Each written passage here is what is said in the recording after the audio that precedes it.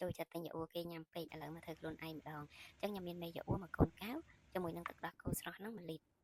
ជាដំបូងខ្ញុំគ្រាន់យកទឹកដោះគោស្រស់ហ្នឹងមកដាក់លើភ្លើងកម្ដៅឲ្យវាឡើងអូនហុយផ្សែងតិចណាក៏ប៉ុន្តែកម្ដៅពេលដែលខ្ញុំបិទភ្លើងហ្នឹងវាខ្ទង់80អង្សាហើយខ្ញុំទុកមួយសន្ទុះហើយ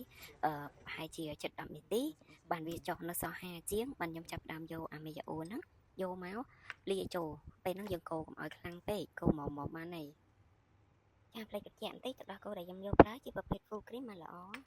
បន្ទាប់ពីកូរសព្វហើយយើងច្រកវាចូលទៅកែវស្អាតដែលយើងបានរៀបចំទុកហ្នឹងអញ្ចឹងនៅពេលដែលយើងច្រកហើយកែវហ្នឹងត្រូវមានក្របឲ្យចិត្តមកត្រៀមយកទៅប្រអាប់នៅកន្លែងក្តៅមួយយប់ទៀតណាអញ្ចឹងខ្ញុំប្រអាប់នៅក្នុងឡចក្រានដែលខ្ញុំបើកភ្លើងឲ្យវាអូនហ្នឹងហើយខ្ញុំបិទភ្លើងទៅវិញទៅមួយយប់ពី6ទៅ8ម៉ោង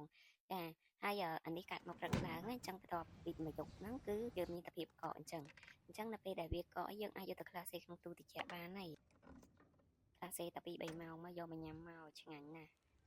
ហ្នឹងឯងហិតក៏យើងញ៉ាំមួយនឹងប្រភេទផ្លែឈើស្រស់ក៏បានដែរមើលតមាត់អ្នកញ៉ាំមកដឹងហើយនេះអញ្ចឹងចង់បញ្ជាក់បន្តិចបើសិនជាយើងចូលចិត្តផ្អែមយើងអាចថែមទឹកដោះគោខាប់ឬក៏ស្ករអីតាមនឹងបាន